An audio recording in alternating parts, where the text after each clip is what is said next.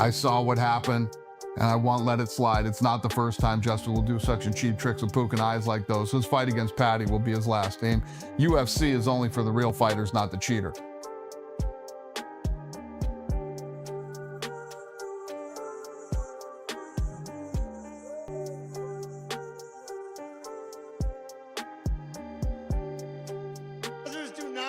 That Scouser does not get knocked out. Hold on. My God.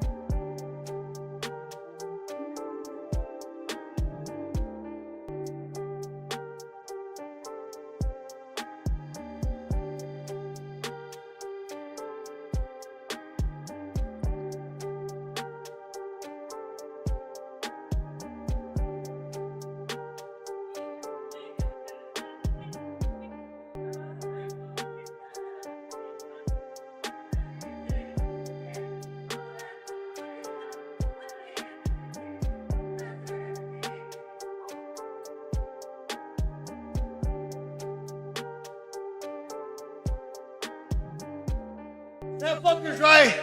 Scousers do not get knocked out. That Scouser does not get knocked out. I'm a Scouser. We don't get knocked out. We don't get knocked out. I take that all day. Hold on. My God. What a fucking gangster.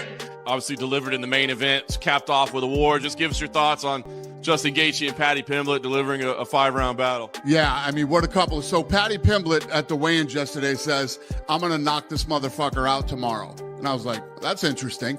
And he never abandoned that game plan. Even when, he got dropped a couple times, I kept waiting for him. I'm like, he's eventually going to have to shoot and try to submit him. Now, I didn't know Paddy Pimblett had a chin like that till tonight. And, absolute dogfight in a war, and much respect to both guys. We haven't seen Justin yet, so we don't know what his status is physically. But, I mean, is the interim, is the unification fight have to be next? Or is there a case if he's hurt and needs to be out for a while? Apparently he's 100%. So we sent Paddy Pimblett straight to the hospital, and then we're going to send Gaethje too. And Gaethje's like, believe me, I've been in plenty of wars. I'm good. So as far as we know right now, he's healthy. He couldn't even beat the bearded guy in a weight contest.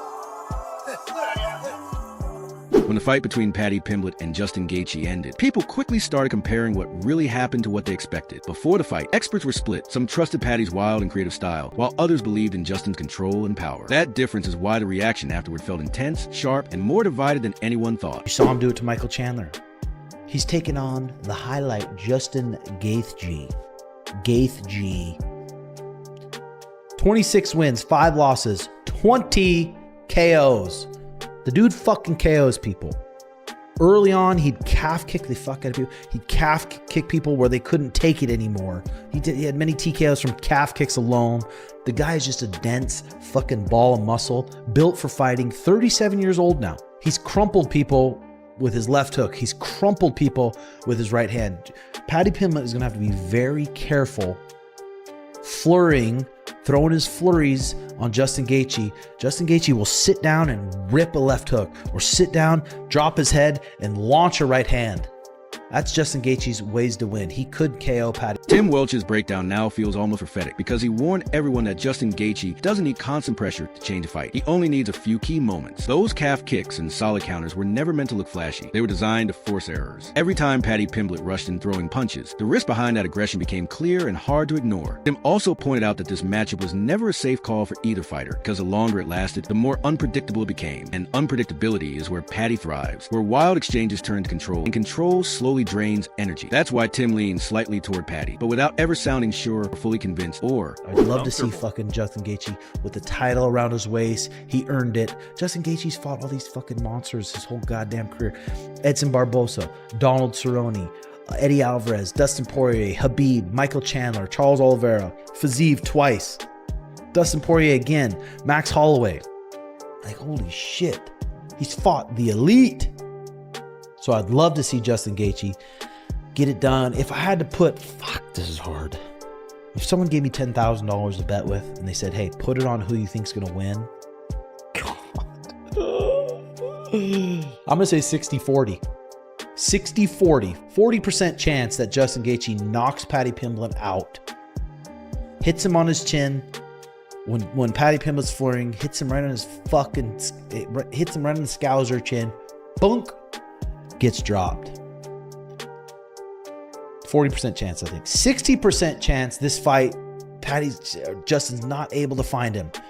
It's a little bit, it's like a spastic, weird style. Paddy Pimblett puts him on his back. It's going to be a long night for Justin Gaethje. When the conversation moved to legacy, the tone shifted instantly because of the names connected to Justin Gaethje's career. Fighters like Dustin Poirier, Eddie Alvarez, Charles Oliveira, Max Holloway, and Khabib Nurmagomedov aren't just people he faced. They define entire chapters of the sport. Getting through that kind of competition earns respect before the fight even begins. That outlook framed Justin as a tested and reliable force, not a question mark. In contrast, Paddy Pimblett symbolized unpredictability and chaos. That's why so many takes kept landing on the same idea. Justin needed only one clean shot to swing the fight, while Paddy needed just one solid scramble to flip everything upside down. Will you be served with Pimblett? Maybe. Gaethje, experienced, good striker. He's well-rounded everywhere, but he's got to use the assets of a smaller guy. We've seen it, where you got to box, you got to use your legs, you got to set traps. You know, he's got the capability of doing that. Outmaneuver, outflank Pimblett. You know, Pimblett, let me tell you, he has improved a lot over the last 2 years. He really has, bud. He has gotten better. He's gotten more. You could see he's come into his own. Confidence-wise, physically, he's in great shape. They usually all are. But he's improved. His striking has improved. He's a good wrestler, grappler. But he loves to strike. That's what's going to make this fight really interesting and good. They're both going to strike. I mean, for the most part, they're both going to strike. Teddy Atlas focused on control, saying Justin Gaethje needed movement, angles, and patience instead of standing still in front of Paddy Pimblett. He also noted that Paddy has become stronger, calmer, and more confident over the last 2 years, even though his love for trading punches is still risky. Teddy leaned slightly toward Paddy because of his youth and ability to adjust as the fight goes on. He also warned that every exchange with Justin is dangerous. Might be served here, but I would go with the over on this because I think the over-under is like 2.5 rounds. How many? 2.5 rounds, over minus 115. All right, listen. Again, we have a pretty good record here, but, you know, I mess up once in a while. They do. That's why it's gambling. But I like the over. I like the over. I mean, if Gaethje fights the perfect fight, you never know. You never know. But I know who the judges are probably favoring. Oh, did I say that? I'm sorry. There shouldn't be anything about that. It should just be about what goes on in the cage or in the ring. But I can't help myself but think about things that I see. So maybe, Gaethje would really have to do a job, I think, to get it, which he could. But I think I'd probably favor Pimblett a little bit, but at the end of the day, if I had to put my bucks down.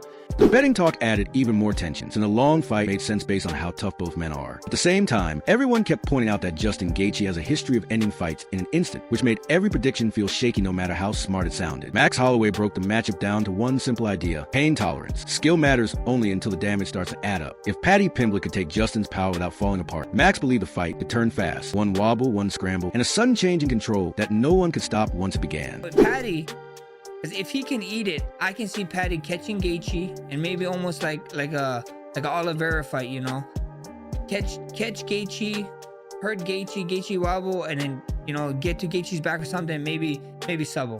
You know what I mean? Like Paddy is very well rounded. He out wrestled wrestlers, he out grappled grapplers. He stands with you. He doesn't care. He throws. Everybody's be like his chin is in the air. He takes shots. Yeah, he takes shots and he still walks forward. How long will that last? We don't know. And that's the question I have to this fight. Or what his reaction is going to be when Justin Gaethje catches him.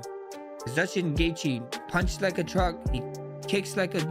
At the same time, Max never underestimated Justin Gaethje, pointing out that his punches and kicks aren't just hits. They change everything. A clean shot can wipe out momentum, plans, and confidence in seconds. For many, the fight felt like a coin flip. Either Justin breaks Paddy with damage, or Paddy lasts long enough to use his grappling. That all-or-nothing scenario is what made the matchup so tense. For me, this is a flip-up, bro. I'm not surprised if any of these guys win, because I can see two clear paths to these guys winning. I can see Gaethje catching Paddy, putting him down, finishing him. Then I can see Pimblett catching Paddy, Pimblett catching Gaethje, maybe knock him out or hurt him enough to where he can get a submission. I think so. Paramount, the UFC did a really great really great job of putting this first Paramount card together. From the main card, the first main card fight to the main event is sick. It's gonna be action-packed, and you fans are gonna love it. The new fans are gonna love it. I mean, Gaethje is just violence. Paddy Pimblett doesn't run away from violence. It's gonna be a fun fight. Like I said, I don't know who to choose. I'm not choosing no one. I see both guys. I think this is a coin flip. I think whoever can endure the more damage is going to win this one. Demetrius Johnson looked at the fight through execution, not height. He said Paddy Pimblett had to stay active, create scrambles, and go for submissions when the chance appeared, because Justin Gaethje had small defensive gaps in the past, and elite grapplers thrive in those openings. Demetrius also pushed back on the idea that just facing big names decides a fight. Once positions are set, technique and timing matter more than reputation, and Paddy's mat control has always proven solid, no matter who he's up against. With that being said, let me get to the keys of victory for both these guys. When you look at Paddy Pimblett, keys of victory to Paddy Pimblett has got to be dynamic. We're starting to see Paddy Pimblett become more comfortable inside the octagon. So the key victory number one for Paddy Pimblett is be dynamic, meaning that if Justin Gaethje puts you against the cage, don't be scared to do a flying triangle. If Justin Gaethje tries to go for a dump, go for a Kimura, because 9 out of 10 times when he does that, he's able to turn it into something that favors him in the fight. Key victory number two, grapple. When you look at Justin Gaethje's past fight, when people grapple him that have a good grappling ability, he seems to have hard times with grapplers, where people, when people drop him, Charles Oliveira dropped him, he crossed the volley, jumped on him, got his back, submitted him with a rear naked choke. You look when he fought Habib took him down, passed his guard, mounted him, got a triangle from top and rolled to his back. Now I feel like Paddy Pimblett has that grappling ability that can oppose some problems to Justin Gaethje. As predictions piled up, the focus shifted from who looked better on paper to who could adjust under pressure. Justin Gaethje stood for experience, damage, and calm under fire, while Paddy Pimblett stood for growth, confidence, and the courage to step into danger head-on. Now that the fight is done and theories have met reality, ability. The question is which version you believed in, the tested power of Justin or the unstoppable chaos of Paddy. This fight was never about certainty. It was about deciding which kind of risk you trusted more.